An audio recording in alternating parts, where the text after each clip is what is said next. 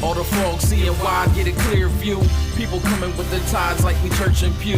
Haters putting them aside, yeah, I often do. Some claiming to be friends, but... What's going on, people? This is Inflewence, and I'm back with a video. I'm doing a little Throwback Thursday today. Old figure. Well, actually, this is the reissue that was pretty new. I think it came out a couple years ago. Maybe last year at Walmart.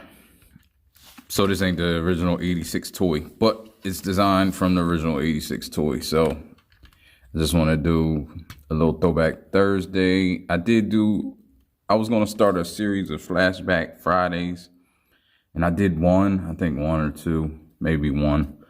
Didn't really get no love, but that was probably more so because I had like 3 subscribers at the time. So I don't know, I may just start Throwback Thursday or Flashback Friday. Have some time now, of course. Showcase some older toys, older figures. Uh-oh, his feet mistransformed already. There we go. So now he's rolling. So this is Hotrod. I'm sure most G1 enthusiasts know what character this is. This is, I think the toy originally came out in like 86, I believe, after the movie.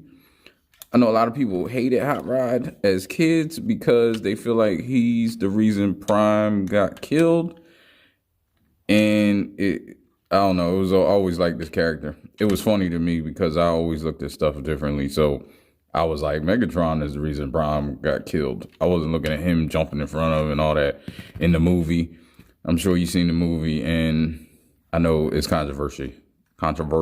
A lot of people, I guess, don't like Hotrod because of that. They feel like, as kids, they felt like he killed Prime.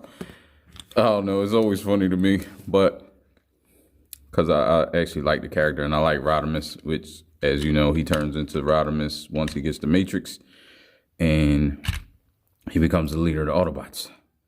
But as Hotrod, he's just, you know, like he says he's just a hot-headed character.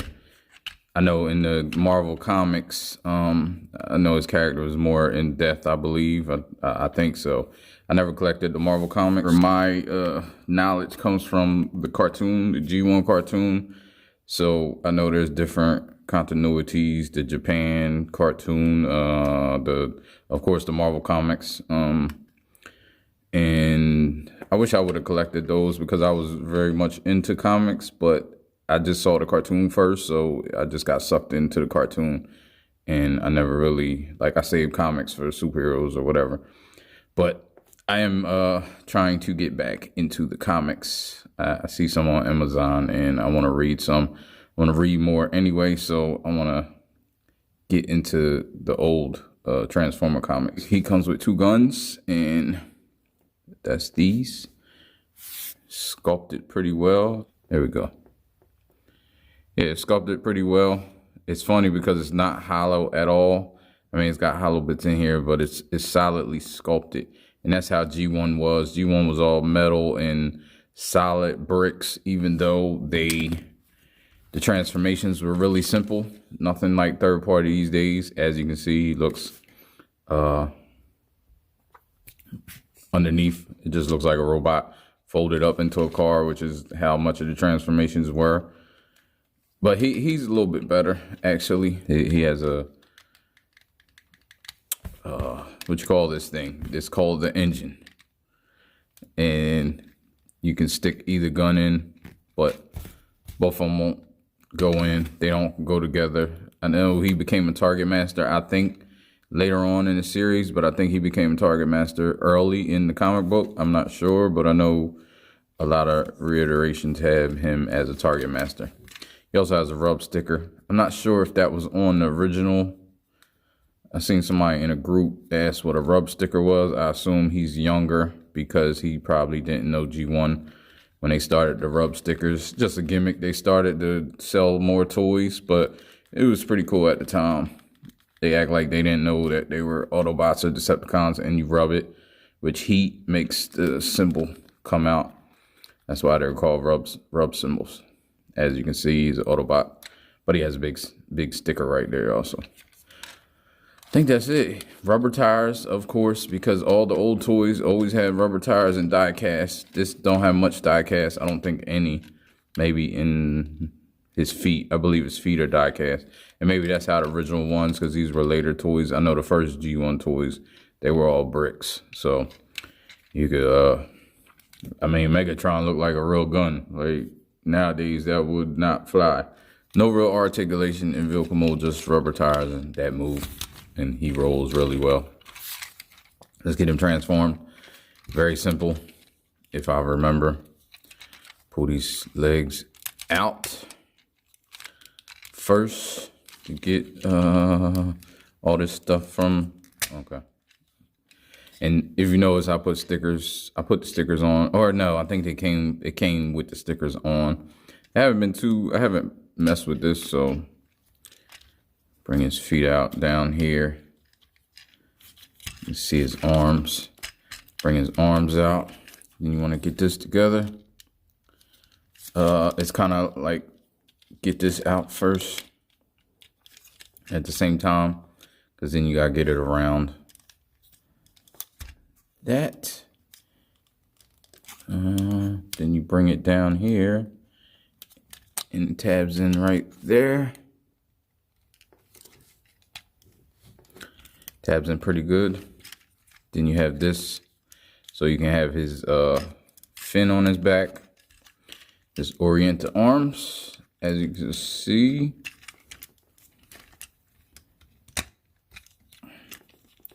And I believe the arms go, do they go in? No, I think they stay like that. I'm used to third party, so. And get his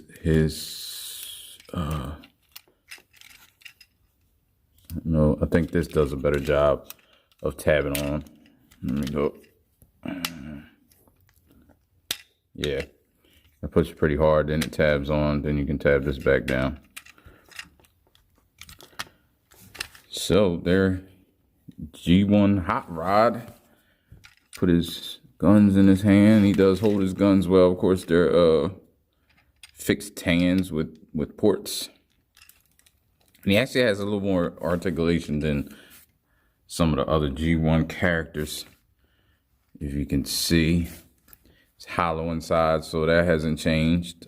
Even though I will admit Earthrise and Siege has done a better job at that. But his articulation is hardly nothing.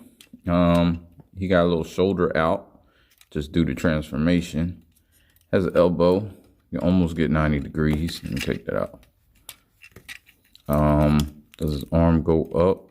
No, I'm about to break it. His arm doesn't go up at all. It just stands like that, but his elbow goes up so you can have the gun.